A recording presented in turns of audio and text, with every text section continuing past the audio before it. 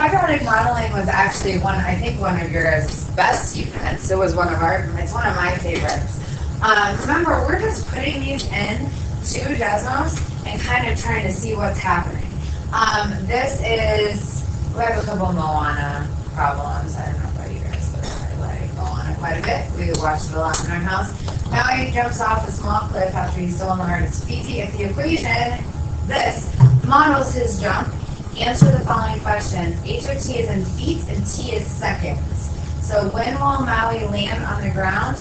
And then interpret h of 0 equals 7.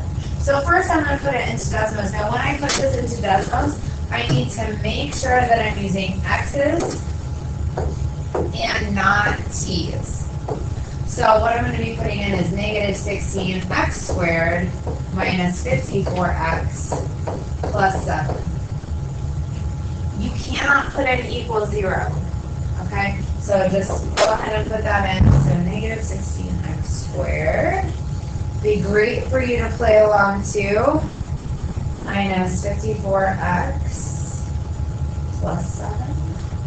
And I'm going to double check that my entry. So like we're going to say a lot between now and the OST. When in doubt, Desmos.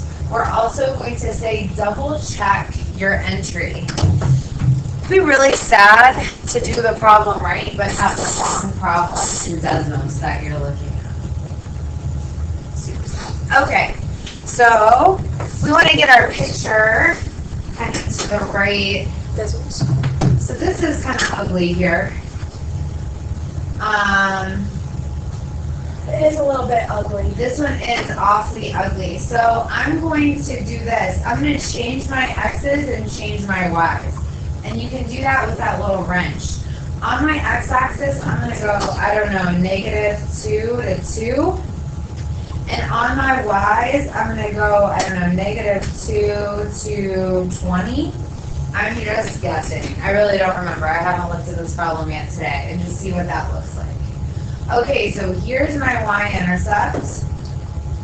And there's where we're crossing the x-axis. Those are our two favorite points. Now, Maui's jumping off. It looks more like he's just kind of stepping off the cliff. Okay, because he's kind of going straight down there. So it did say that we were going to interpret 0,7.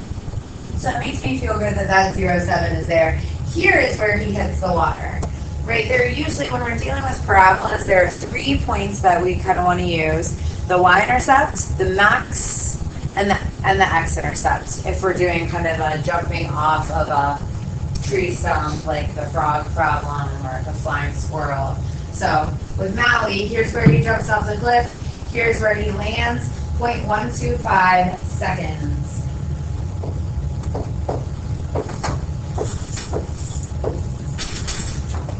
And he really wasn't that high up. Interpret h of 0 equals 7. So remember, our x's go in here. Here, that's our t's. That's time. And this right here is height. So at 0 seconds, he's 7, and let's see, is it feet off the ground?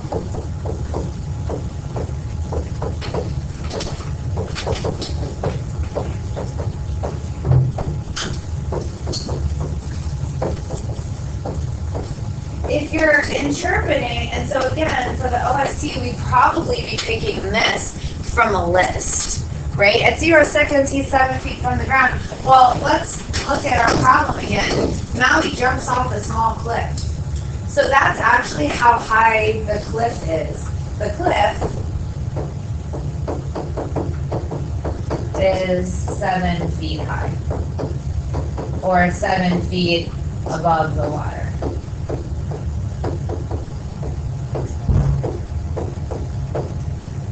So you just have to be able to match it up. I really think getting something down in your own words on your scrap paper is going to help you match that.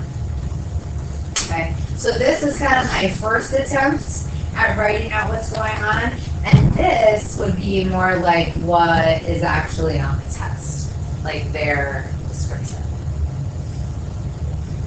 All right. The way that direction 1 is vote can be represented by negative 2x squared plus 56x equals 0, where x is the number of seconds since the wave began to swell. What was the maximum height of the wave? Okay, remember, when you're using Desmos, just regular old Desmos.com, you can put in that equals 0. It makes a much more severe like line situation. You don't want to do that, because if you do that on the OST, it's just going to give you an error. That's the one thing that they turn off in Desmos. So I'm going to put in negative 2x squared plus 56x. And I'm going to have to do some zooming out. That's in, here's out. Wow, a lot. Okay. So that's like the crest of our wave. It says what was the maximum height. So I don't want my x-intercepts, I want that top guy. So the x isn't what we want, it's the y, right? If we're talking about maximum height or maximum value, we want that y value. So that would be 392.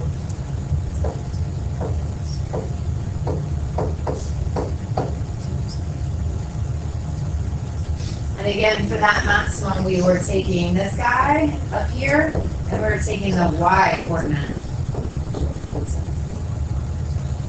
Just any little extra note kind of will put that in your brain a little better. All right, last problem for today. Graph f of x equals 2 to the x, and g of x equals 2 times x minus 1 squared plus 2. For what value does f of x equal g of x? Okay, so first it says graph those, so that's what I'm going to do first. So I'm going to put it in just like it looks there and see if we can handle, see if Desmos likes it.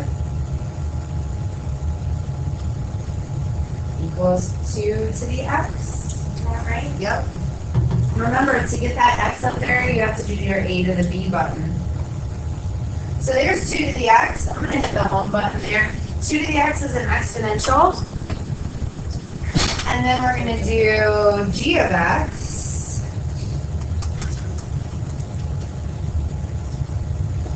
And this one's going to be a parabola. I know that because I see that squared.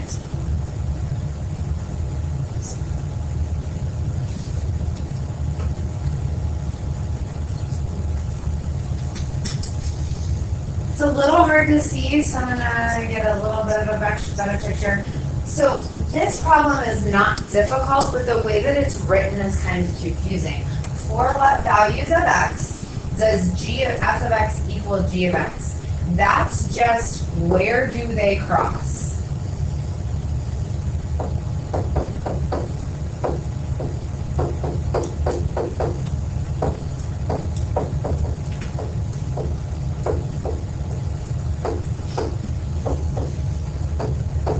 That's all that problem is asking. At what values do your graphs cross?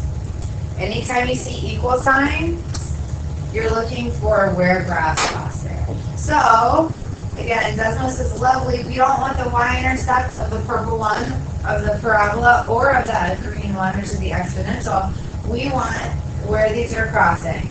So our two ordered pairs are 1, 2, and 2, 4. We just want those x's.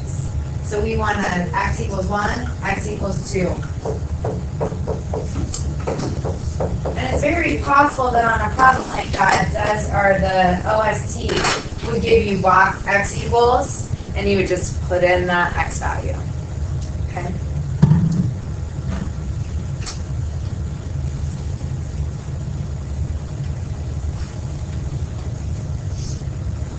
That's all we got.